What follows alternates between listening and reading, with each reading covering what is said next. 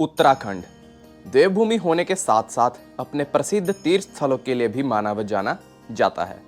इसी बीच केदारनाथ और बद्रीनाथ श्रद्धालुओं के लिए मुख्य आकर्षण का केंद्र बनते हैं।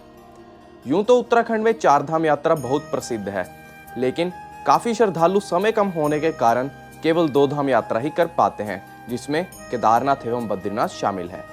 तो इस वीडियो के माध्यम से मैं आप सबको दो धाम यात्रा के बारे में संपूर्ण जानकारी देने वाला हूं, तो कृपया करके वीडियो को अंत तक जरूर देखते रहिए। मान्यता अनुसार दो धाम यात्रा में केदारेश्वर भगवान के दर्शन पूर्ण करने के बाद ही आपको बद्रीनारायण जी के दर्शनों के लिए प्रस्थान करना चाहिए। तो सबसे पहले आपको समझाते हैं कि आप केदारनाथ कैसे जाएंगे। सबसे पहले आपको हरिद्वार आना होगा। हरिद्वार आने के लिए आप बाय रोड या फिर बाय रेल आराम से आ सकते हैं, लेकिन अगर आप बाय एयर आना चाहते हैं तो आपको देहरादून एयरपोर्ट पर उतरना होगा और फिर आप टैक्सी या बस लेकर हरिद्वार आ सकते हैं। अगर आप हरिद्वार दोपहर तक पहुंच जाते हैं तो आप हरिद्वार में आराम से स्टे कीजिए, गंगा जी में डुबकी लगाकर गंगा मैया का आशीर्वाद लीजिए और गंगा आरती जरूर देखें। हर हर महादेव, हर हर गंगे। दोस्तों, आज की इस वीडियो में हम आपको लेकर जाने वाले हैं केदार घाटी में श्री केदारनाथ ज्योतिर्लिंग के दर्शन करवाने के लिए। केदारनाथ जाने के लिए सबसे पहले आपको हरिद्वार आना पड़ता है और हरिद्वार से आप शेयरिंग टैक्सी या फिर बस लेकर सोनप्रयाग पहुंच सकते हैं और फिर सोनप्रयाग से गौरीकुंड और गौरीकुंड से आपका मेन ट्रैक स्टार्ट होता है केदारनाथ धाम के लिए। पर हम दोपहर में 2 बजे हरिद्वार पहुंचे हैं और दोपहर में बसेज अवेलेबल नहीं होती सोनप्रयाग जाने के लिए, बट हम ट्राई कर सकते हैं कि हम शेयरिंग टैक्सी ले लें। अगर तो हमें शेयरिंग टैक्सी मिल जाती है तो हम आज ही सोनप्रयाग के लिए रवाना हो जाएंगे, अदरवाइज आज की नाइट हमें हरिद्वार में स्टे करना पड़ेगा और फिर कल अर्ली इन दी मॉर्निंग हम पहली बस पकड़ेंगे सोनप्रयाग के लिए और फिर पहुंच जाएंगे सोनप्रयाग और कल करेंगे फिर बाबा केदारनाथ के लिए यात्रा शुरू। तो वीडियो ये बहुत ही ज़्यादा रोमांचक होने वाली है, तो वीडियो को लास्ट तक जरूर देखते रहिएगा। और वीडियो शुरू करने से पहले आप सभी से मेरा यही निवेदन रहेगा कि चैनल को सब्सक्राइब कर दीजिए, वीडियो लाइक शेयर कमेंट करना मत भूलिएगा और कमेंट सेक्शन में लिखिए हर हर महादेव, हर हर गंगे, जय शिव शंभू। केदारनाथ भारत के उत्तराखंड राज्य के रुद्रप्रयाग जिले में स्थित हिंदुओं का प्रसिद्ध मंदिर है। उत्तराखंड में हिमालय पर्वत की गोद में केदारनाथ मंदिर 12 ज्योतिर्लिंग में सम्मिलित होने के साथ साथ उत्तराखंड के 4 धाम और पंच केदार में से भी एक है। यहाँ की प्रतिकूल जलवायु के कारण यह मंदिर अप्रैल से नवंबर माह के मध्य में ही दर्शन के लिए खुलता है। पत्थरों से बने कत्यूरी शैली से बने इस मंदिर के बारे में कहा जाता है कि इसका निर्माण पांडवों के पौत्र महाराजा जन्मेजय ने कराया था। यहाँ स्थित स्वयंभू शिवलिंग अति प्राचीन है और आदि गुरु शंकराचार्य जी ने इस मंदिर का जीर्णोद्धार करवाया। दोस्तों, केदारनाथ जाने के लिए आपको सबसे पहले हरिद्वार आना होगा।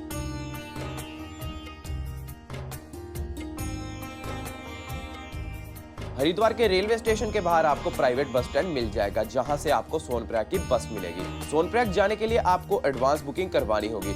हरिद्वार रेलवे स्टेशन के बाहर आपको प्राइवेट बुकिंग के बहुत से काउंटर या फिर शॉप्स दिख जाएंगी, जहां से आप अगले दिन के लिए सोनप्रयाग की एडवांस बुकिंग कर सकते हैं। तो ये दोस्तों, यहाँ पे आकर पता लग रहा है कि जो बस की बुकिंग्स है वो अप्रोक्सीमेट तक फुल चल रही है। हमें मॉर्निंग के लिए बस में केबिन की सीट्स मिल रही है। मैं आपको बता दूं कि आप अगर बुकिंग करवाने आना चाहो तो ये देख सकते हैं, सामने है TGMOC limited, Tehri Garhwal Motors owner corporation limited. तो अगर आप अपनी बुकिंग करवाना चाहें, ये जो TGMOC प्राइवेट लिमिटेड है, इनकी प्राइवेट बसेस चलती है और इनकी आप बुकिंग पेटीएम या रेड बस से भी करवा सकते हो। और इनका जो टिकट का प्राइस है वो है 800 रुपीज हरिद्वार से सोनप्रयाग के लिए। लेकिन दोस्तों, एक और ऑफिस है, ये देख सकते हैं GMOU लिमिटेड। अगर आप अपनी बुकिंग करवाना चाहो तो आप यहाँ से भी करवा सकते हैं। इनका जो टिकट का प्राइस है हरिद्वार से सोनप्रयाग के लिए वो है 550 रुपये, बट इनकी जो बसेज है वो ऑलमोस्ट फुल चल रही है। और आपको बता देना चाहता हूँ, हम आज ही निकल रहे हैं सोनप्रयाग की तरफ। हमें शेयरिंग टेम्पो ट्रैवलर मिल गया, जिसमें हमने फेयर दिया है वो है 1100 रुपीज। हमें on the spot sharing tempo traveller की सुविधा मिल गई, जिसमें हमने पर हेड 1100 रुपए दिए और चल दिए सोनप्रयाग की तरफ। हरिद्वार से सोनप्रयाग का सफर बहुत ही सुंदर है। सफर करते हुए हम शाम के 8 बजे पहुंचते हैं देवप्रयाग, जहां का दृश्य देखते ही बनता है। देवप्रयाग ही गंगा जी का उद्गम स्थल है, जहां पर गौमुख से आ रही भागीरथी जी और सतोपंथ से आ रही अलकनंदा जी के संगम से बनती है मां गंगा। देवप्रयाग पंच प्रयागों में से भी एक है। यहाँ पर मां गंगा जी का आशीर्वाद लेकर हम फिर से बढ़ दिए सोनप्रयाग की तरफ। बोलिए गंगा मैया की जय, हर हर महादेव। तो जी दोस्तों, 1:10 हो गए हैं और इस समय हम पहुंच गया सोनप्रयाग में। देख सकते हैं ये है सोनप्रयाग की मेन पार्किंग। सामने गाड़ियां शाड़ियां सब लगी हुई है, फुल पड़ी है एकदम पार्किंग। इधर हमारे साथ भाई साहब। हर महादेव दोस्तों। सोनप्रयाग पहुंचकर सबसे पहले आप रहने का प्रबंध कीजिए। सोनप्रयाग में रहने के लिए आपको रूम 2000 से 3000 में मिल जाएगा, या फिर आप शेयरिंग डोरमेट्री भी ले सकते हैं, जिसमें आपको प्रति व्यक्ति 300 से 500 रुपए का शुल्क देना होगा। अगर आपके रहने का प्रबंध सोनप्रयाग में ना हो पाए तो आप गौरीकुंड भी रुक सकते हैं, लेकिन गौरीकुंड में आपको कमरे थोड़े महंगे मिलेंगे। और दोस्तों, गौरीकुंड ही केदारनाथ यात्रा का बेस कैंप है, जहाँ से आपकी यात्रा शुरू होती है। हमने अपना नाइट स्टे सोनप्रयाग में लिया और हमें रूम 2000 में मिला। हमें इस समय ये रूम मिल गया, देख सकते हैं आप। ये छोटा सा रूम है, अटैच वॉशरूम भी है, देख सकते हैं आप सभी। और इसका हमने 2000 रुपीज़ चार्ज दिया है। वेरी गुड मॉर्निंग दोस्तों, सोनप्रयाग में आप सभी का स्वागत है। मॉर्निंग के 6 बज गए आपको बता दें, और यहाँ पे लाइंस लगनी स्टार्ट हो गई हैं। चेकिंग चल रही है जी रजिस्ट्रेशन की, और फिर चेकिंग करने के बाद आप गौरीकुंड के लिए गाड़ी ले सकते हैं। देख सकते हैं जी कितनी बड़ी लाइन लगी हुई है। मॉर्निंग से ही तकरीबन समझ लीजिए 4:30 बजे से लाइन चल रही है। हमने तो प्लान बनाया था कि हम 6 सवा 6 तक निकलेंगे, तो उस अकॉर्डिंग हम चल रहे हैं। हाफ आवर में हमारी भी टर्न आ जाएगी, और चेकिंग करवाने के बाद हम बढ़ जाएंगे आगे की तरफ। अगर आप मेरी तरह सोनप्रयाग में रुक रहे हैं तो सुबह जल्दी उठकर आप गौरीकुंड के लिए रवाना हो जाए, क्योंकि 5 बजे के बाद गौरीकुंड जाने के लिए शेयरिंग टैक्सी की लाइन इतनी लंबी हो जाती है कि आपको तकरीबन 1.5 से 2 घंटे लाइन में भी लगना पड़ सकता है। सोनप्रयाग से गौरीकुंड जाने के लिए आपको शेयरिंग टैक्सी या फिर शटल सर्विस की सुविधा मिलेगी, जिसमें आपको 50 रुपए प्रति व्यक्ति शुल्क देना होगा। ओम नमः पार्वती पते, हर हर महादेव, जय शिव शंभो। आप गौरीकुंड पहुंचकर सबसे पहले गौरीकुंड में स्नान करें और फिर गोरा मैया का आशीर्वाद लेकर आप अपनी यात्रा शुरू करें। तो ये दोस्तों फाइनली पहुंच गए हैं गौरीकुंड। देख सकते हैं आप सभी, भंडारा आ गया, देख सकते हैं सारे श्रद्धालु यहाँ पे भंडारा ग्रहण करते हुए। तो देख सकते हैं इस समय हम कुंड के पास पहुंच गए हैं, गौरीकुंड के पास, जो कि पवित्र कुंड है, जहाँ पे यात्रा शुरू करने से पहले अपना स्नान करके यहाँ से निकलना चाहिए। तो हम भी बस स्नान करने आ गए, और स्नान करने के बाद अपनी यात्रा शुरू करेंगे। और देख सकते हैं आसपास सारे श्रद्धालु हैं जो कि यहाँ पे स्नान करने के बाद प्रस्थान करेंगे केदार बाबा जी की यात्रा की तरफ। गौरी माई मंदिर परिसर। तो जब भी आप श्री केदारनाथ जी की यात्रा शुरू करने लगते हो तो गोरा मैया का आशीर्वाद लेके ही यात्रा शुरू किया कीजिए। कमेंट सेक्शन में लिख दीजिए गोरा मैया की जय। तो ये दोस्तों फाइनली 9:30 हो गया और हमने अपनी यात्रा शुरू कर दिया केदारनाथ के लिए। और यात्रा शुरू करने से पहले एक जयकारा लगाते हैं जल्दी से। ओम नमः पार्वती पते, हर हर महादेव, हर हर महादेव। चलिए जी यात्रा अपनी शुरू करते हैं। और देख सकते हैं यहाँ पे प्रीपेड काउंटर, घोड़ा खच्चर गौरीकुंड। अगर आप यात्रा के लिए घोड़े या खच्चर करना चाहो तो यहाँ पे घोड़ा खच्चर पड़ाव है, और फिर यहाँ से आप घोड़ा खच्चर करके केदारनाथ के लिए जा सकते हैं।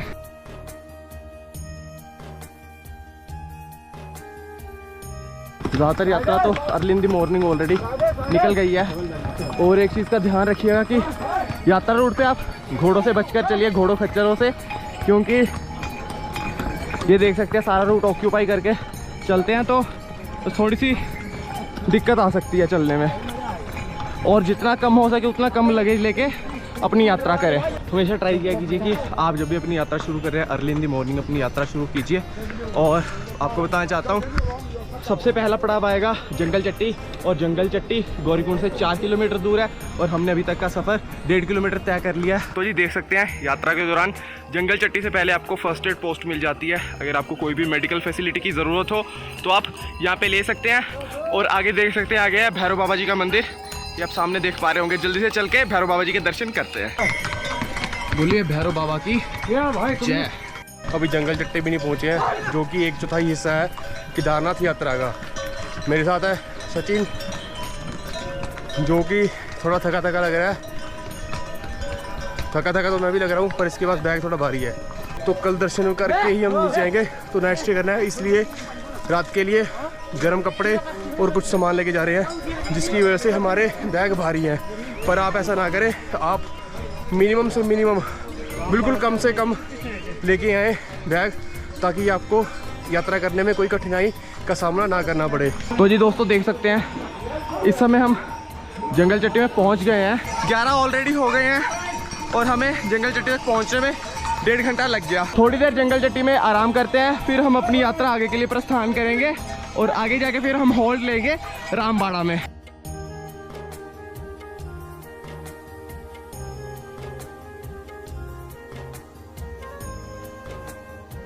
जय भोलेनाथ सबके साथ। तो ये दोस्तों देख सकते हैं रामबाड़ा से होकर जाने के लिए 2 मार्ग शेष है। एक तो रास्ता ये सामने से जा रहा है और एक रास्ता आप इधर से देख सकते हैं जो कि नया बनाया गया था। और आप सबके मन में शंका होगी कि कौन सा मार्ग चूज़ करना चाहिए, तो मैं आपको बता दूं जो ये रूट जा रहा है, ये रूट स्टीप कम है, चढ़ाई इसकी कम है, पर ये रास्ता लंबा बहुत है। और जो दूसरा मार्ग आप देख रहे हैं जो सीधा जा रहा है, वो रास्ता आगे जाके मंदाकिनी रिवर को क्रॉस करके दूसरे पहाड़ पर चला जाएगा। और इस रूट में आपको स्टीपनेस ज़्यादा मिलने वाली है। बस ये है कि इस रूट पे आपको शॉर्टकट मिलेगा और इस रूट पे आपको लॉन्ग कट मिलेगा, तो अपने अकॉर्डिंग आप जो रास्ता है वो चूज़ कर सकते हैं। जय श्री केदार। तो ये दोस्तों 1 बज गया और यहाँ पे हमारा लंच चल रहा है। देख सकते हैं आलू के परोठे खा रहे हैं सभी। 60 रुपये का परोठा है और जो इसका प्राइस है वो है 60 रुपीज़ पर परोठा।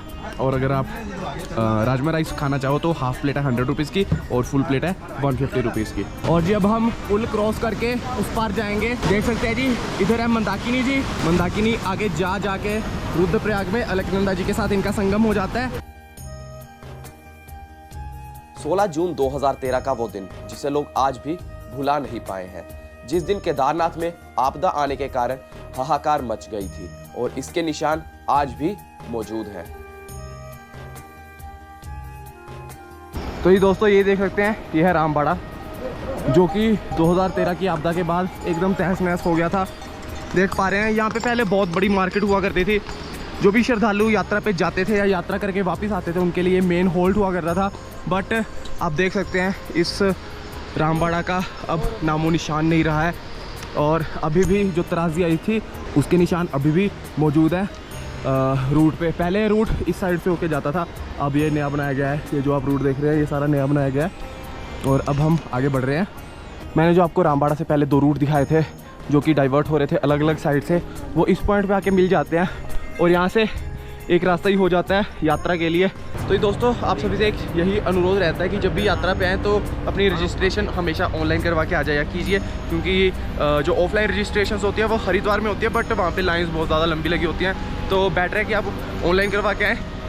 GMPN की ऑफिशियल वेबसाइट से भी हो जाती है, अदरवाइज़ एक मैं नंबर भी मेंशन कर दूंगा, उस नंबर पे आप व्हाट्सएप पे हाई भेजिएगा तो आपको सारी डिटेल्स आ जाती है और आपकी जो रजिस्ट्रेशन होती है वो ऑन व्हाट्सएप ही हो जाती है। इस समय हम बड़ी लिंचोली को क्रॉस करते करते आगे बढ़ रहे हैं। जो आप प्रॉपर्टीज़ देख रहे हैं, कुछ प्रॉपर्टीज़ इनमें से GMPN यानी कि गढ़वाल मंडल की है और कुछ प्रॉपर्टीज़ यहाँ पे प्राइवेट है। तो सुनने में तो ये आ रहा है, बोल रहे हैं कि हवा में बातें कर रहे हैं सभी की, ऊपर अभी टेंट शैंट सब फुल हो गए हैं। तो हमने यहाँ पे रुकने का पूछा था तो बोलते हैं टेंट में शेयरिंग बेसिस पे वैसे तो 500 रुपया लेते हैं, बट आप आज जितना देना चाहो आप दे सकते हो, क्योंकि बड़ी लिंचोली में ऑलमोस्ट सारे टेंट्स अभी के लिए खाली पड़े हैं। अगर आप यात्रा पे आके घोड़े खच्चर करते हैं तो उससे ज़्यादा बेनिफिट रहता है कि आप हेलीकॉप्टर कर लें। हेलीकॉप्टर में आपका 4500 या 5000 में फाटा या सरसी से राउंड ट्रिप हो जाता है और टाइम भी कम लगता है। बुकिंग करवा के आएँ बस, क्योंकि यार घोड़े खच्चर बेचारे रास्ते में रोते रहते हैं तो देख के बहुत अजीब फील होता है। इन चीज़ों का ध्यान रखिए कि जितना आप कॉस्ट घोड़े खच्चर के लिए दे रहे हैं उतने में आपकी राउंड ट्रिप हो सकती है।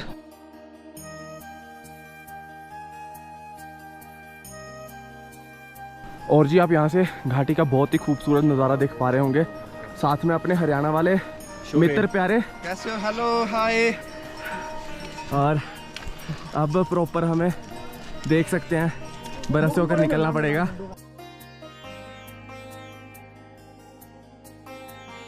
देखिए जी अब बीच में से निकलेंगे हम।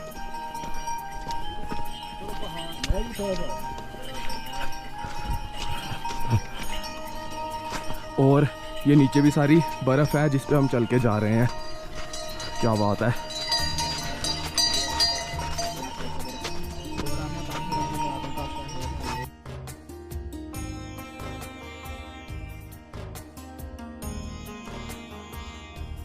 देख सकते हैं जी कितना बड़ा ग्लेशियर जमा हुआ है यहाँ पे। फ्रीजिंग कोल्ड है और इस ग्लेशियर के बीच में से ही आने का रास्ता निकालना है और आसपास तकरीबन कम से कम 15-15 फीट बर्फ़ है जिसके बीच में से हम निकल के आए हैं। ये सीज़न ही ऐसा है कि अगर आप इस सीज़न में यात्रा पे आते हैं तो आपको ये इतने सारे ग्लेशियर्स, इतनी सारी बर्फ़ देखना ये लाजमी है। बाकी अगर आप इसके 1-1.5-2 महीने बाद आओगे तो ये जो ऑन दी रूट बर्फ़ है, ग्लेशियर है, ये सारे ऑलरेडी मेल्ट हो जाते हैं एंड फिर आपको जो बर्फ़ देखने को मिलती है वो सिर्फ ऊपर वाले पहाड़ों पे देखने को मिलती है। तो जी दोस्तों, ये आप रास्ते में जितने भी ग्लेशियर्स देख रहे हैं, ये ग्लेशियर हो गया, वो आगे ग्लेशियर है, काफ़ी सारे ग्लेशियर्स पीछे भी थे। तो इन ग्लेशियर्स के पास SDRF की टीम तैनात है ताकि किसी भी यात्री को कोई भी प्रॉब्लम ना आ सके। सामने आप देख पा रहे होंगे, सामने भी SDRF के जवान खड़े हैं और हर एक ग्लेशियर के पास आपको SDRF की टीम मिल जाएगी। जय श्री केदार दोस्तों, इस समय हम घोड़ा पड़ाव पे पहुंच गए हैं, देख सकते हैं आप सभी। और अगर समय की बात करें तो पूरे 5 बज गए हैं। आसपास का एक बार माहौल देख लीजिए, सीनरी देख लीजिए एक बार आसपास की, और ठंड बहुत ज़्यादा है। सबसे पहले अपने रहने का जुगाड़ करते हैं। केदारनाथ के आसपास मंदिर परिसर के या बेस कैंप में हमें जहाँ पे भी कुछ स्टे का ऑप्शन मिलेगा तो हम वहाँ पे आज स्टे कर लेंगे और फिर स्टे ढूंढने के बाद आपसे कनेक्ट करते हैं। दोस्तों, हमने केदारनाथ पहुंचकर शेयरिंग टेंट लिया जिसमें हमने 500 रुपये प्रति व्यक्ति शुल्क दिया।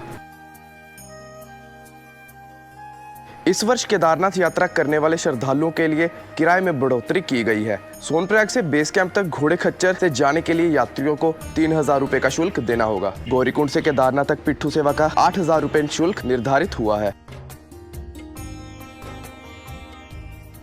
मंदिर के आसपास आपको स्टे करने के लिए रूम्स और टेंट्स मिल जाएंगे। रूम बुकिंग आपको 4000 से 5000 रुपये में मिल जाएगी, लेकिन मैं आपको प्रेफर करूंगा कि आप टेंट्स में ही नाइट स्पेंड कीजिए। टेंट्स आपको शेयरिंग बेसिस पर 500 रुपये पर पर्सन मिल जाएंगे और अगर आप सेपरेट टेंट लेना चाहें तो आपको वो भी इजीली अवेलेबल हो जाएगा। तो हमने शेयरिंग टेंट ले लिया जिसमें हमें 500 रुपये देने पड़े हैं और शेयरिंग टेंट शेयरिंग बेसिस पे बढ़िया रहता है यार। आराम से एक रात निकालनी होती है, आराम से सो सकते हैं। और जी अगर मौसम की बात करें तो आप देख सकते हैं कितनी बर्फ़ ऑलरेडी यहाँ पे पड़ी हुई है। तो समझ लीजिए इवनिंग या रात होते ही जो टेम्परेचर है वो ऑलरेडी माइनस में चला जाता है।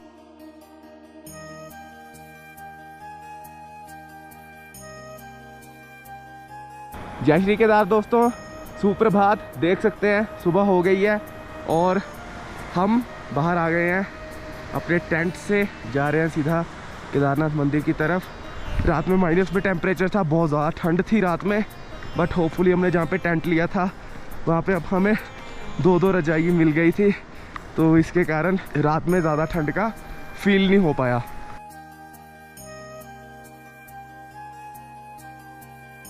केदारनाथ की बड़ी महिमा है। उत्तराखंड में बद्रीनाथ और केदारनाथ ये 2 प्रधान तीर्थ हैं।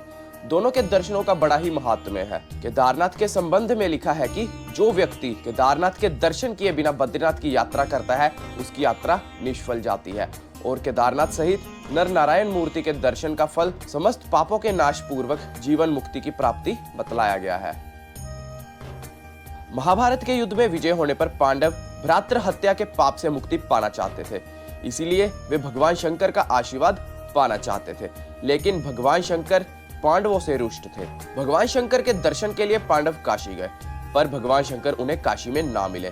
पांडव भगवान शंकर को खोजते हुए हिमालय तक आ पहुंचे। भगवान शंकर पांडवों को दर्शन नहीं देना चाहते थे, इसीलिए भगवान शंकर वहां से अंतर्ध्यान होकर केदार में जा बसे। दूसरी ओर पांडव भी लगन के पक्के थे। पांडव भगवान शंकर का पीछा करते करते केदार भी पहुंच गए। भगवान शंकर ने तब तक बैल का रूप धारण कर लिया और वे अन्य पशुओं में जाकर मिल गए। पांडवों को संदेह हो गया, अतः भीम ने अपना विशाल रूप धारण कर 2 पहाड़ों पर अपने पैर फैला दिए। अन्य सब गाय बैल तो भीम के पैरों के नीचे से निकल गए, लेकिन शंकर जी रूपी बैल नीचे से जाने को तैयार नहीं हुए। भीम बलपूर्वक इस बैल पर झपटे, लेकिन बैल भूमि में अंतर्ध्यान होने लगा। तब भीम ने बैल की त्रिकोणात्मक पीठ का भाग पकड़ लिया। भगवान शंकर पांडवों की भक्ति दृढ़ संकल्प देखकर प्रसन्न हो गए। उन्होंने पांडवों को तत्काल दर्शन देकर पाप मुक्त कर दिया। उसी समय से भगवान शंकर बैल की पीठ की आकृति पिंड के रूप में श्री केदारनाथ में पूजे जाते हैं। ऐसा माना जाता है कि भगवान शंकर बैल के रूप में अंतर्ध्यान हुए तो उनके धड़ से ऊपर का भाग काठमांडू नेपाल में प्रकट हुआ। अब वहां पशुपतिनाथ जी का प्रसिद्ध मंदिर है। शिव जी की भुजाएं तुंगनाथ में, मुख रुद्रनाथ में, नाभि मध्य महेश्वर में और जटा कल्पेश्वर में प्रकट हुई। इसीलिए इन 4 स्थानों सहित श्री केदारनाथ को पंच केदार कहा जाता है। यहाँ शिव जी के भव्य मंदिर बने हुए हैं। 2013 में चोराबाड़ी ग्लेशियर फटने की वजह से आई आपदा में इस भीमशिला ने मंदिर की सुरक्षा की थी और श्रद्धालुओं द्वारा आज भी इस भीमशिला की पूजा की जाती है। मंदिर प्रांगण के पीछे आदि गुरु शंकराचार्य जी की समाधि बनवाई गई है।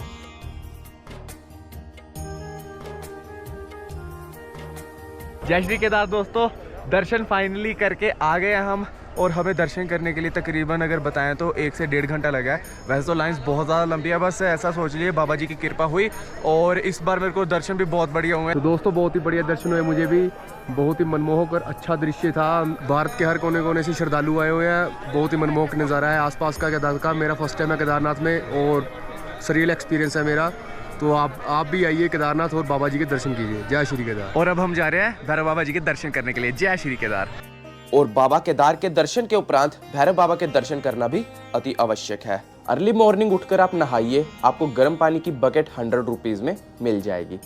नहाकर आप बाबा केदारनाथ जी का आशीर्वाद लेकर सीधा भैरव बाबा जी के दर्शनों के लिए प्रस्थान करें। केदारनाथ मंदिर से भैरव बाबा की चढ़ाई 1 किलोमीटर की है। आराम से आप भैरव बाबा के दर्शन करने जाएं और 1 घंटे में दर्शन करके आप वापस केदारनाथ मंदिर के पास आ जाएं। जय भोलेनाथ, हर हर महादेव। व्यू देखिए जी, रास्ता देखिए, बर्फ ही बर्फ है, बस पैर जमा के चलना पड़ रहा है क्योंकि यहाँ से आप नहीं तो देख सकते हैं नीचे कहाँ पे जा रहा है फिर। तो ये देख सकते हैं ऑलमोस्ट हम पहुँचने वाले हैं। सामने भैरव बाबा जी विराजमान है, देख पा रहे होंगे आप सभी। और यहाँ से दृश्य देख लीजिए एक बार, कोहरा ही कोहरा, चारों तरफ कोहरा, चारों तरफ बर्फ और ऊंचे ऊंचे पहाड़। तो ये दोस्तों फाइनली दर्शन कीजिए भैरव बाबा के।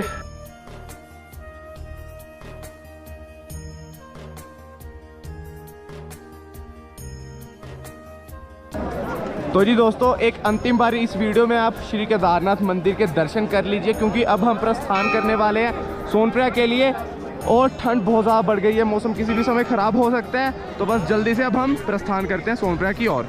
तो ये दोस्तों देख सकते हैं इस समय हम सोनप्रयाग में हैं। सोनप्रयाग में हम अप्रोक्सीमेट 7-7:15 बजे पहुंच गए थे और इस समय आप सोनप्रयाग की हलचल देख पा रहे होंगे। आज की नाइट हम सोनप्रयाग में ही स्टे करने वाले हैं, बट आपको एक करंट अपडेट दे देना चाहता हूं कि बद्रीनाथ की बुकिंग नहीं हो पाई है हमारी। तो जी कल ऑन द स्पॉट ही सीतापुर की पार्किंग में जाके अपनी टिकट्स लेनी पड़ेंगी। मॉर्निंग में अर्ली इन दी मॉर्निंग निकलना पड़ेगा हमें। और आपको बता दूँ कि हमने आज स्टे कहाँ पर लिया, तो स्टे हमने लिया है कि भाई हमारे जलंधर वालों का यहाँ पे भंडारा चल रहा था, तो बस उनसे बातचीत की और हमने स्टे उनके पास ही ले लिया।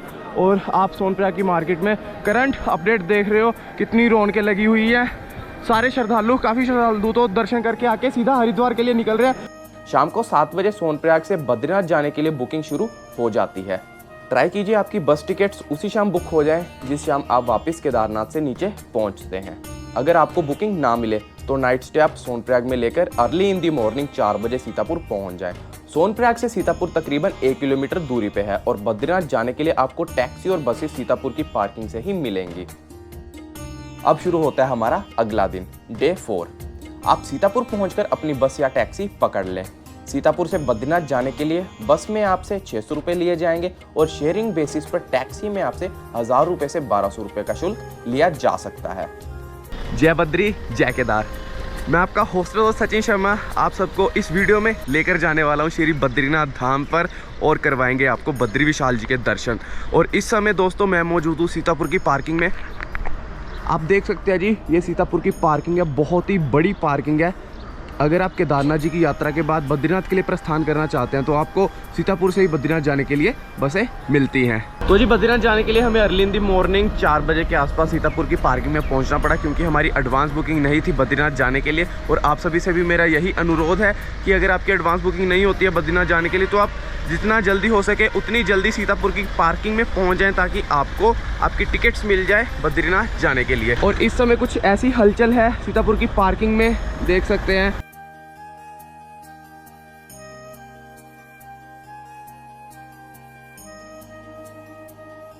तो जी श्री बद्री विशाल जी का नाम लेकर अपनी जर्नी शुरू करते हैं और इस वीडियो में हम आपको दर्शन करवाएंगे श्री बद्रीनाथ जी के। तो कमेंट सेक्शन में जय श्री बद्री विशाल जरूर लिखें। दोस्तों, बद्रीनाथ जाने के लिए आपको हरिद्वार से डायरेक्ट बस मिल जाएगी, जिसकी बुकिंग आप रेड बस या फिर पेटीएम से करवा सकते हैं। लेकिन अगर आप मेरी तरह केदारनाथ दर्शन के बाद बद्रीनाथ जाना चाहते हैं तो आपको बस बुकिंग सोनप्रयाग से ही करवानी होगी, जिसमें आपका 600 रुपये शुल्क लगेगा और बस सुबह आपको सीतापुर की पार्किंग में मिलेगी। अगर आप हरिद्वार से बद्रीनाथ धाम की यात्रा पर जा रहे हैं तो आपको सभी पंचप्रयाग रास्ते में मिल जाएंगे, जिसके दर्शन करते हुए आप बद्रीनाथ धाम की यात्रा पूर्ण कर सकते हैं। तो ये दोस्तों वेरी गुड मॉर्निंग। देख सकते हैं इस समय हमारी गाड़ी रुक गई है एक ढाबे पे ब्रेकफास्ट के लिए, और जिस जगह पे हम रुके हैं इसका नाम है चटवा पीपल। कुछ ऐसे हालात है अपने, सही में बताऊं तो जैसे ही हम रुद्रप्रयाग क्रॉस करके आगे आए हैं तो गर्मी ज़्यादा हो गई है, बट जैसे ही हम जोशीमठ क्रॉस करेंगे वैसे ही ठंड इंक्रीज होना स्टार्ट हो जाएगी।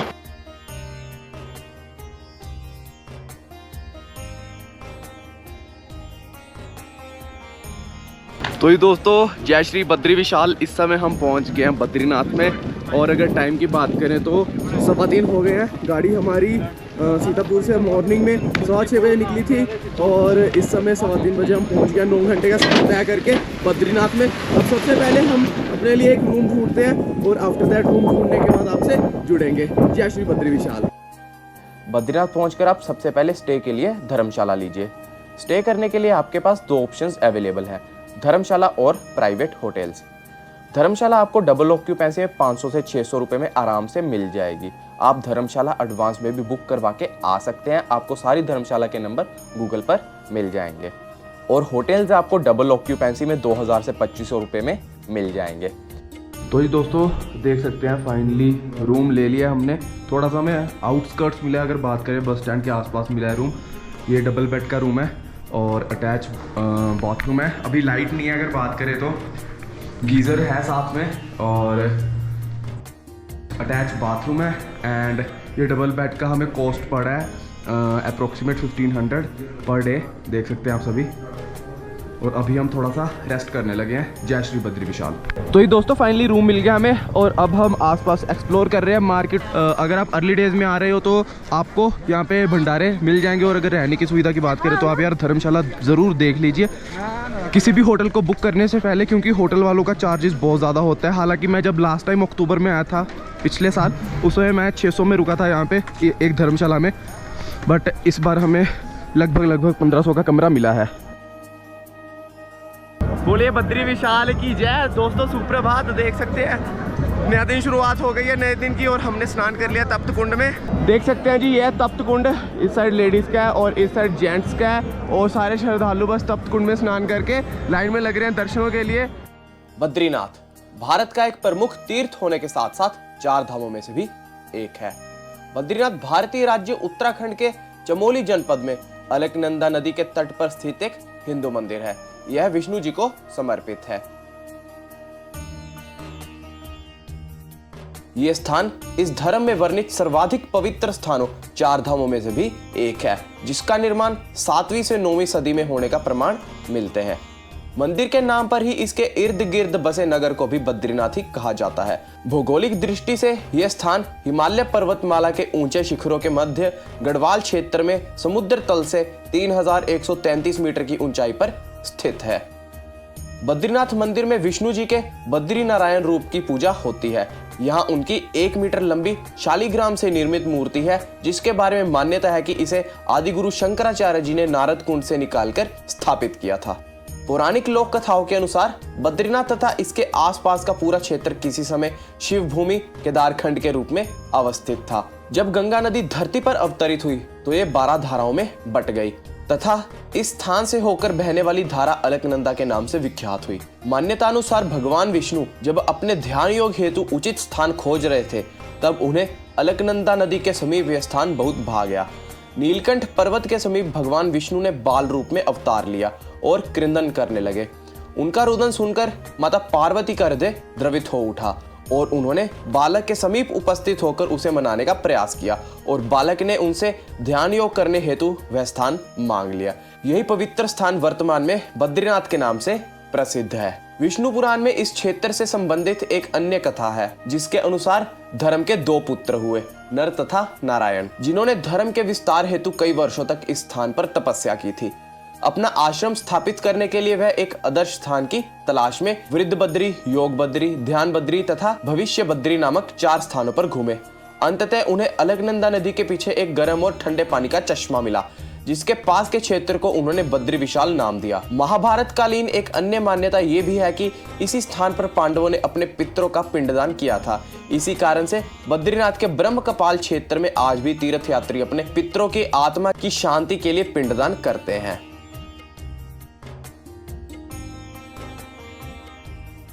तो जी दोस्तों फाइनली दर्शन करके आ गए हैं, और अगर बात करें तो अप्रोक्सीमेट 3 से 3.5 घंटे लग गए दर्शन करने में, और बाकी बद्री विशाल जी ने बहुत बढ़िया दर्शन दिए, मन तृप्त हो गया हमारा। अद्भुत दृश्य था मंदिर के अंदर का, मानो कि आत्मा शुद्ध हो गई अंदर कदम रखते ही।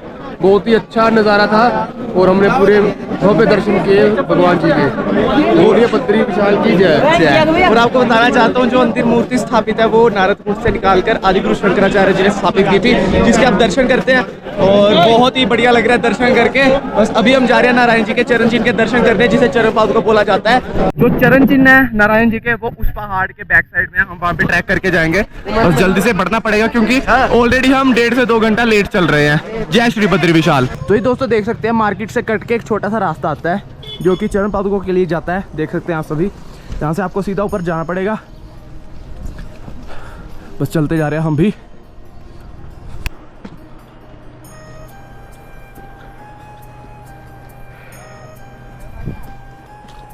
और जी बढ़ते जा रहे हैं हम चरण पादुका की तरफ।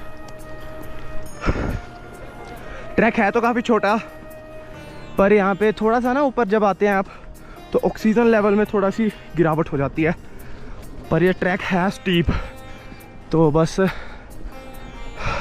चलते जा रहे हैं। अर्ली इन दी मॉर्निंग उठकर आप बद्रीनारायण जी का आशीर्वाद लेने चरण पादुका जरूर जाएं। चरण पादुका बद्रीनाथ मंदिर से 3 किलोमीटर दूर है, जहां पर आपको ट्रैक करके जाना होगा। चरण पादुका में आप नारायण जी के चरण चिन्हों के साक्षात दर्शन कर सकते हैं। तो जी दोस्तों फाइनली हम पहुंच गए हैं नारायण जी के चरण चिन्हों के पास। काफ़ी टफ यात्रा है, 3 किलोमीटर है वैसे तो, बट स्टीप काफ़ी होने के कारण आपको काफ़ी समय लग सकता है। हालांकि हमने 30 से 35 मिनट ही लिए यहाँ पर पहुँचने के लिए।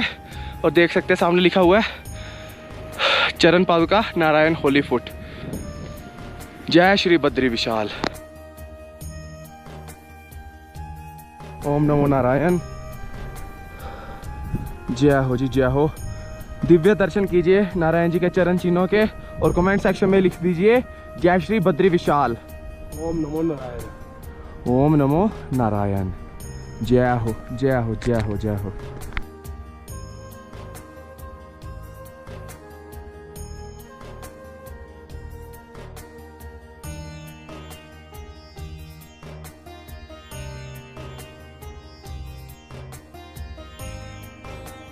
दर्शन कर लिए यहाँ पे नारायण जी के चरण चिन्हों के। और आपको बता दें, ये जो आप सामने रास्ता देख रहे जा रहा है, ये सामने नीलकंठ पर्वत है जहाँ पे ट्रैक जाता है, और चरण पादुका से भी 7 किलोमीटर दूर है, और इन टोटल नीलकंठ का ट्रैक 10 किलोमीटर का है।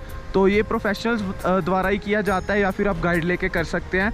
आपको नीचे बद्रीनाथ में काफ़ी सारे गाइड्स मिल जाते हैं। और अभी हम नीचे प्रस्थान करने लगे, हम तो नीलकंठ नहीं जा रहे, कभी पूरी प्रेपरेशन के साथ आएंगे तब नीलकंठ ज़रूर जाएंगे। अब सबसे पहले दोस्तों हम नीचे जा रहे हैं, नीचे जाके सबसे पहले ब्रेकफास्ट करेंगे, फिर अपना एक छोटा सा बैग पैक करके हम माना जाएंगे, और माना से फिर हम वसुधारा का ट्रैक करेंगे जो कि 6 किलोमीटर है। और आज के आज ही हमें ये सारा कंप्लीट करना है, ताकि कल हम वापस हरिद्वार या ऋषिकेश के लिए निकल पाएँ। जय श्री बद्री विशाल। तो जी दोस्तों, ये जो घाटी है, ये घाटी पहले केदारनाथ के हिस्से में ही आती थी। पहले केदारनाथ का एरिया ही होता था ये सारा, बट फिर जब विष्णु जी ने एक बालक के रूप में, स्वरूप में जब यहाँ पे जन्म लिया था, उसके बाद फिर उन्होंने यहाँ पे तपस्या की थी। फिर उसके बाद ये एरिया बद्रीनाथ के नाम से विख्यात हुआ था, और तभी से यहाँ पे श्रद्धालु बद्रीनाथ जी के दर्शन करने आते हैं। और बद्रीनाथ भारत के प्रसिद्ध तीर्थ स्थलों में से एक है, जो कि भारत के 4 धाम है, जगन्नाथपुरी, द्वारका, रामेश्वरम, एवं बद्रीनाथ। और अगर बात करें तो उत्तराखंड के 4 धामों में से भी बद्रीनाथ एक है, जिसमें गंगोत्री, यमुनोत्री, केदारनाथ एवं बद्रीनाथ शामिल है। तो जी दोस्तों, श्री बद्री विशाल जी के हम चरण पादुका से भी दर्शन करके वापस आ गए हैं। और आपको बता दें कि बहुत बढ़िया दर्शन रहे, मंदिर के अंदर भी बहुत बढ़िया दर्शन रहे एवं हमें चरण पादुका के पास भी बहुत बढ़िया दर्शन हुए श्री बद्रीनाथ भगवान के। ट्राई कीजिए कि आप 8 या 9 बजे तक चरण पादुका से दर्शन करके और ब्रेकफास्ट करके आराम से फ्री हो जाएं। 9 बजे बढ़िए आप बद्रीनाथ से माना गांव की तरफ। बद्रीनाथ से माना तक जाने के लिए आपसे शेयरिंग बेसिस पर 50 रुपए पर साइड के लिए जाएंगे। जय बद्री विशाल दोस्तों, नई वीडियो में आप सभी का स्वागत है। इस समय हूँ मैं बद्रीनाथ में। मैं आप सभी को लेके जाने वाला हूँ बद्रीनाथ धाम से माना गांव की तरफ। तो बस वीडियो में लास्ट तक जरूर बने रहिए।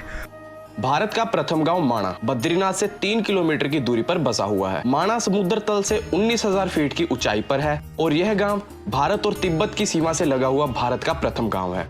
माणा गांव अपनी सांस्कृतिक विरासत के साथ साथ कई अन्य कारणों की वजह से भी मशहूर है।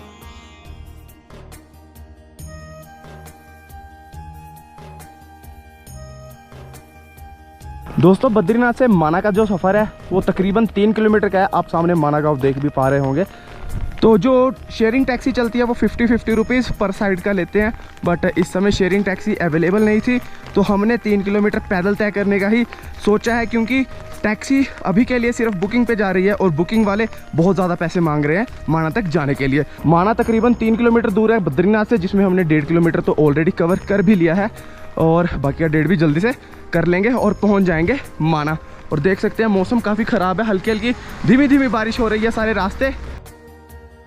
तो ये देख सकते हैं, पहले आप माना को भारत का अंतिम गांव के नाम से जानते होंगे, बट देख सकते हैं इसकी आइडेंटिफिकेशन चेंज हो गई है। अब ये है फर्स्ट इंडियन विलेज माना, भारत का प्रथम गाँव माना। देख सकते हैं जी, पहुँच गए हम भारत के प्रथम गाँव में और सारे टूरिस्ट यहाँ पे फ़ोटोज़ वगैरह क्लिक करवाते हुए इस बोर्ड के पास, और मौसम काफ़ी बढ़िया हो रखा है। माना गांव में अगर आप जाएंगे तो यहाँ देखने के लिए गणेश गुफा, व्यास गुफा, सरस्वती उद्गम स्थल और भीमपुल है। और मान्यता अनुसार माना के पास एक ऐसा चमत्कारी झरना है जिसे देखने लोग दूर दूर से आते हैं। माना गांव में जाते ही सबसे पहले आपको गणेश गुफा और फिर व्यास गुफा नजर आती है।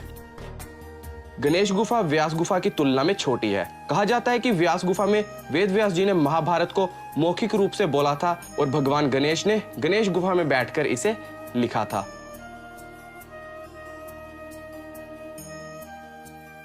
गणेश गुफा में भी दर्शन कर लिया है। ये वही गुफा है जहाँ पे वेद व्यास जी ने जब महाभारत वर्णित की थी तो गणेश जी ने उसे लिपिबद्ध इसी गुफा में बैठ के किया था। तो इसी बात पे लिख दीजिए ओम गणेशाय नमः। और जी दोस्तों, अब हम प्रस्थान करेंगे व्यास गुफा की तरफ। गणेश गुफा और व्यास गुफा में लगभग 200 से 300 मीटर की दूरी का फासला है। गुफा के अंदर जाते ही आपको वहां एक छोटी सी शिला दिखाई देगी, जिस शिला में वेदों का अर्थ लिखा हुआ है। अगर आप व्यास गुफा को अच्छे से देखेंगे तो आपको गुफा का आकार किसी ग्रंथ के पन्नों के जैसा लगेगा। तो ये दोस्तों, वेद व्यास जी की गुफा से भी हमने दर्शन कर लिया और आप जो ऊपर रोड कनेक्टिविटी देख रहे हैं ये माना पास से होकर जाती है और आगे 48 किलोमीटर दूर इंडो चाइना बॉर्डर है। और अब हम जाने लगे हैं सरस्वती जी का उद्गम स्थल देखने। तो ये दोस्तों, सामने देख सकते हैं, सामने है माँ सरस्वती जी का उद्गम स्थल। और आगे जाके सरस्वती मैया अलकनंदा में मिल जाती है और वहीं से माँ सरस्वती विलुप्त हो जाती है। सरस्वती नदी बेशक विलुप्त हो चुकी है, लेकिन आपको माना गांव में आज भी इसके दर्शन हो जाएंगे। यहाँ गांव के आखिरी छोर पर चट्टानों के बीच में से गिरता एक झरना आपको दिखाई देगा। ये इस साइड से अलकनंदा आ रही है और इस साइड से सरस्वती जाती है, तो वहाँ पे इनका संगम होता है और वहीं से विलुप्त हो जाती है माँ सरस्वती। तो दोस्तों, ये देखिए, ये है भीमपुल सामने, जो कि भीम जी ने रास्ता बनाया था पांडवों के निकलने के लिए यहाँ से। कहा जाता है कि जब गणेश जी वेदों की रचना कर रहे थे तो सरस्वती नदी अपने पूरे वेग से बहने के कारण शोर कर रही थी। गणेश जी ने उनसे कहा कि वे कम शोर करें क्योंकि उनके कार्य में बाधा पड़ रही है, लेकिन सरस्वती नदी ने उनकी बात नहीं मानी। उनकी बात से नाराज होकर गणेश जी ने उन्हें श्राप दिया कि इससे आगे वह किसी को भी दिखाई नहीं देगी, जिसके कारण सरस्वती नदी कुछ ही दूरी पर जाकर अलकनंदा में मिलकर विलुप्त हो जाती है। कहा जाता है कि जब पांडव इस गांव से होते हुए स्वर्ग जा रहे थे तो उन्होंने यहाँ मौजूद सरस्वती नदी से रास्ता मांगा, लेकिन सरस्वती ने उन्हें रास्ता नहीं दिया। इसके बाद महाबली भीमसेन ने 2 बड़ी चट्टानों को उठाकर नदी के ऊपर रखकर अपने लिए रास्ता बनाया और इसी पुल को पार करके वे आगे बढ़े तथा इसी पुल को आज भीम पुल के नाम से जाना जाता है। और इन सब लोकेशंस को कवर करने में आपको लगभग 1 घंटा आराम से लग जाएगा। इन सब जगह पर दर्शनों के बाद आप भारत की प्रथम चाय की दुकान पर चाय की चुस्की मारिए और फिर लगभग 11 बजे के आसपास यात्रा शुरू कीजिए वसुधारा फॉल्स की तरफ।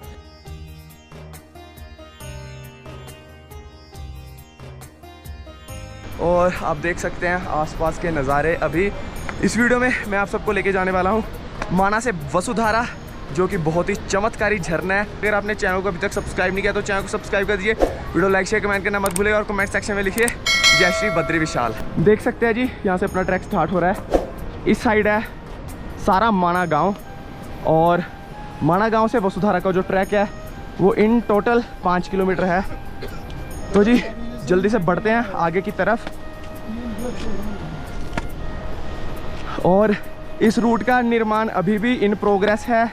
पिछली बार जब अक्टूबर में आए थे तब भी चल रहा था, इन प्रोग्रेस था तब भी, और इसे स्वर्गारोहिणी द्वार बोलते हैं। तो बस चलते जा रहे हैं हम। आप सबको बता दूं कि अगर आप ट्रैक शुरू करना चाहो वसुधारा का तो आप अर्ली इन दी मॉर्निंग शुरू कीजिए। हम एक बड़ी गलती कर रहे हैं कि हम 2:45 बजे स्टार्ट कर रहे हैं, तो ये गलती आप ना दोहराइएगा। हमारे पास थोड़ा टाइम शॉर्टेज है तो हम 2:45 बजे ही जा रहे हैं। बस बद्री विशाल जी का नाम लेते हैं, हर हर महादेव बोलते हैं और भगवान हमें अपना साथ बना के रखे सारे रूट पर। जय हो। वसुधारा के रास्ते में आपको देवी द्रौपदी का मंदिर भी मिलेगा। स्वर्गारोहिणी की यात्रा के दौरान इसी स्थान पर देवी द्रौपदी ने भीम पुल पार करने के बाद अपना देह त्याग किया था, जिस कारण इस मंदिर को द्रौपदी मंदिर के नाम से जाना जाता है। जब आप माना पहुंचते हैं तो हमारा ऑल्टीट्यूड जो है वो हाई हो जाता है, इसलिए यहाँ पे ऑक्सीजन की आपको हल्की दिक्कत आ सकती है। हम चलते जा रहे हैं, सोचा है 2 घंटे में पहुँच जाएंगे इजीली, और शाम होने से पहले वापस भी पहुँचना पड़ेगा। वैसे तो हम पूरी तैयारी करके चल रहे हैं, आपको बताऊँ मैं, टॉर्च वगैरह साथ में रखी है हमने क्योंकि हम लेट ट्रैक स्टार्ट कर रहे थे, और खाने पीने की सामग्री भी हमारे पास है। जय हो। बस बद्री विशाल और महादेव हमारा साथ बना कर रखें और हम हंसते खेलते वापस माना पहुंच जाएं। वसुधारा की यात्रा कुल 6 से 7 किलोमीटर की है और इसे संपूर्ण करने में कुल 3 से 5 घंटे लग सकते हैं। एक चीज़ का ध्यान आप ज़रूर रखें कि वसुधारा यात्रा दोपहर में 12 बजे के बाद शुरू मत कीजिए, क्योंकि ये काम रिस्की हो सकता है, क्योंकि इस जगह पर मौसम बदलते वक्त नहीं लगता। पल भर में धूप तो पल भर में बर्फ गिरने का अनुभव हमने स्वयं यहाँ पर किया हुआ है।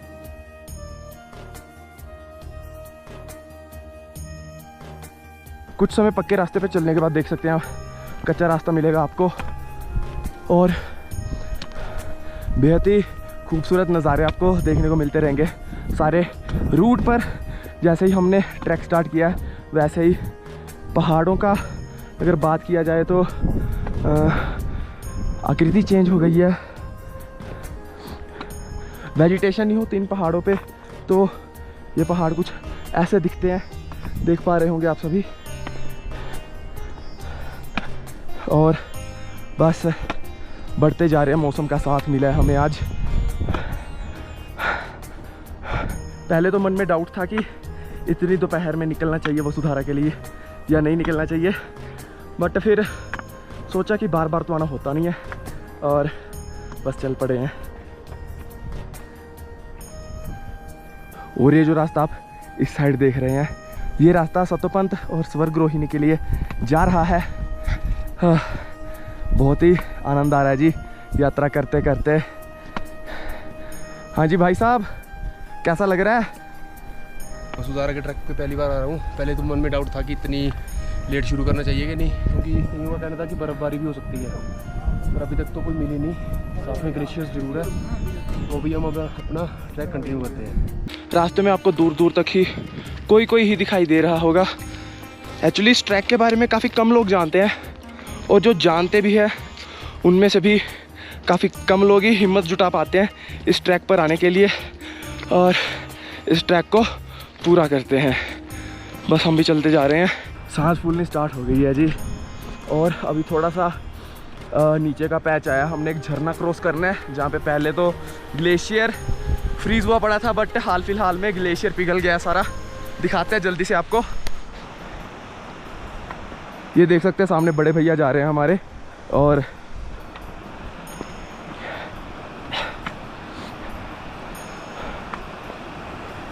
बहुत संकरा रास्ता है, देख सकते हैं, बहुत छोटा सा जहाँ से निकलना पड़ेगा हमें। और इस झरने को क्रॉस करके समझ लीजिए आधा रूट हमारा ऑलमोस्ट कवर हो गया है। ओके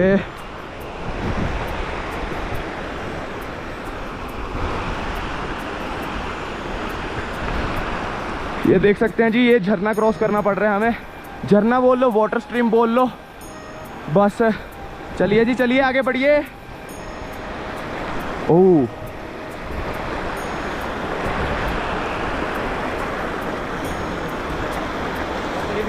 इस रीजन में अभी ठंड है तो वाटर फ्लो कम है, अदरवाइज़ गर्मियों में आएंगे तो यहाँ का वाटर फ्लो भी तेज़ हो जाता है। तो ये देखिए सामने माना है और अभी जूम आउट करते हैं, देखते हैं हम कितनी दूर आ गए हैं। देखिए हम कहाँ पे पहुँच गए हैं और ऊपर भी आपको भी रास्ता दिखाते हैं। देखिए ये सारा रास्ता जा रहा है ऊपर की और अब हम भी चलते हैं बस।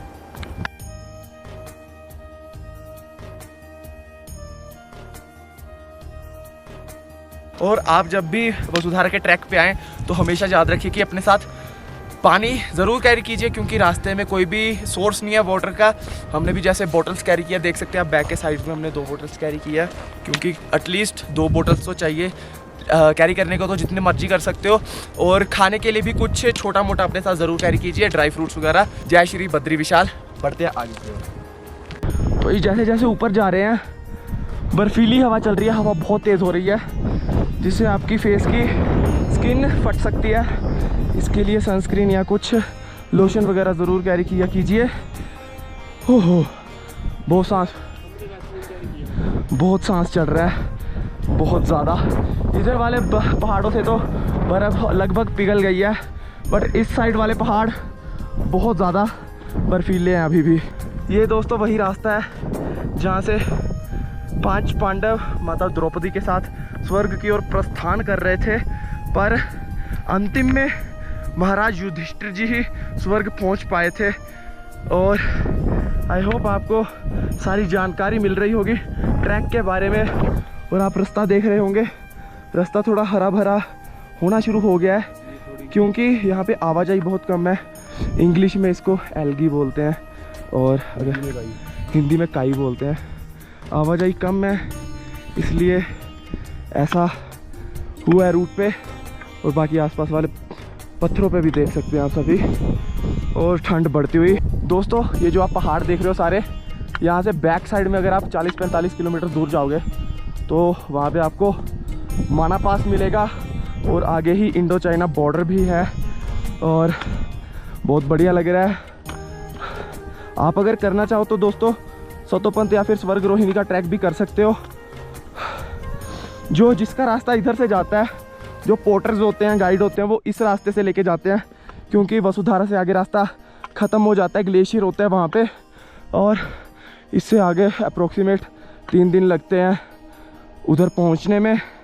और फिर वहाँ पे दर्शन करते हैं स्वर्ग रोहिणी के और पवित्र झील में स्नान करते हैं। जय हो बद्री विशाल।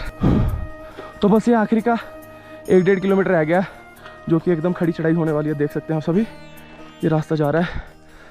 हाँ जय हो।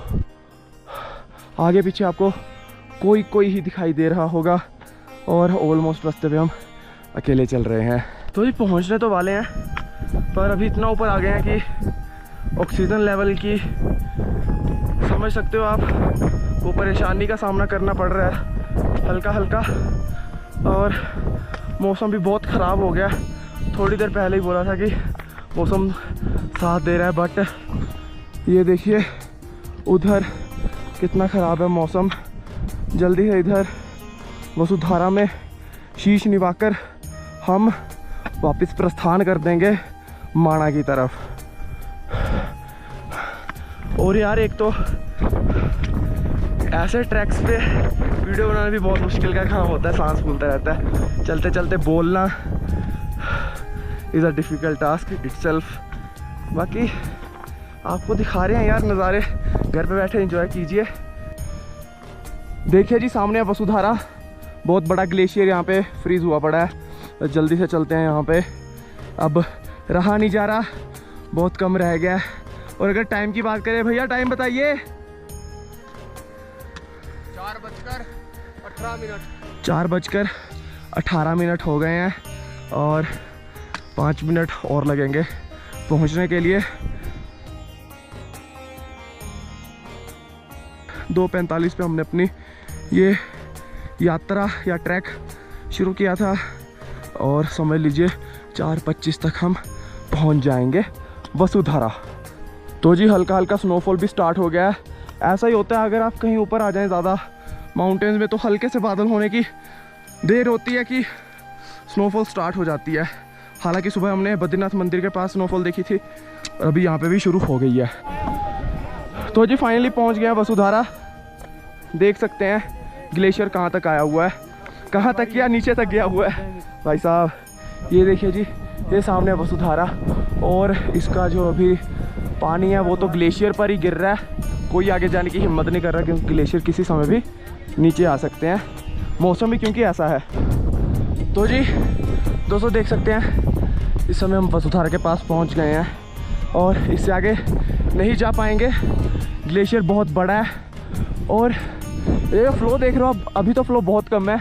अगर आप मानसून सीज़न में आते हो, गर्मियों के सीज़न में, तो आपको ये फ़्लो यहाँ तक इजीली आता दिखाई देगा और बहुत बेहतरीन लग रहा है।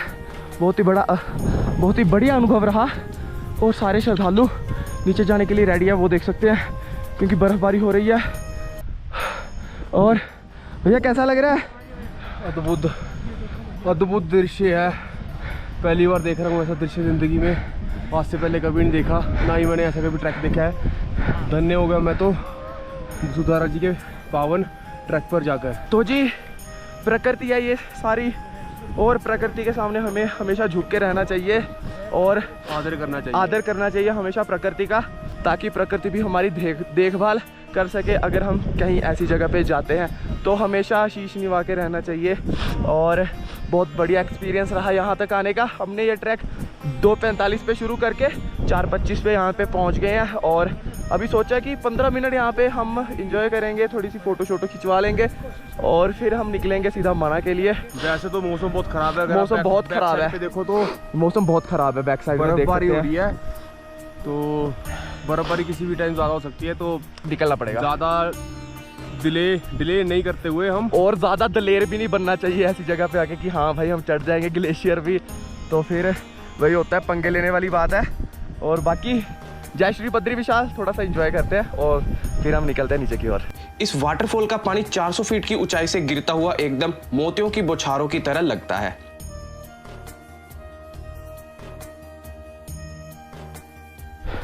देख सकते हैं दोस्तों कितनी बर्फ़ पड़ रही है और अब हमने नीचे जाना स्टार्ट कर दिया ऑलरेडी, ताकि यहाँ पे हम सेफली नीचे पहुँच सकें।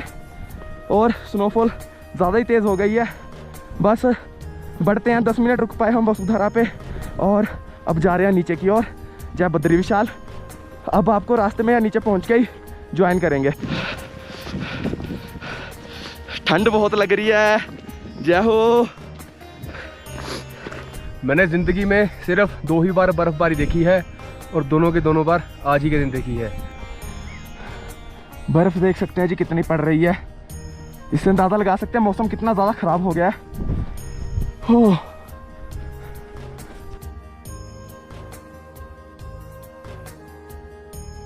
ओम नमः पार्वती पते हर हर महादेव। जय शंभू।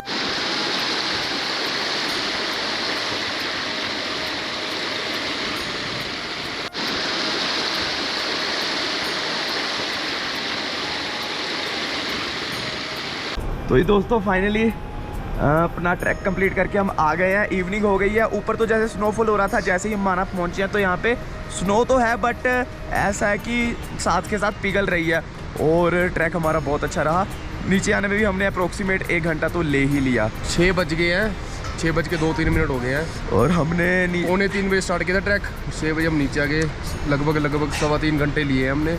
टाइम पर आ गए क्योंकि ऊपर बहुत ज़्यादा बर्फबारी हो रही थी। सही अगर है। आधा घंटा भी और ऊपर स्पेंड कर लेते ना, पजामे प्लस हमारे पूरे के पूरे कपड़े गीले हो गए हैं। भीग गए हैं सही में। और अगर थोड़ा सा कर लेते तो और भाई शामत आ जाती हमारी। ठंड इतनी लग रही है कि गले से आवाज़ नहीं आ रही है यार। सही में बताऊँ तो चाय तो पी लिया यहाँ से, बट अभी मेन टास्क ये है कि माना से बद्रीनाथ कैसे जाएं, क्योंकि आए तो हम पैदल थे 3 किलोमीटर चल के।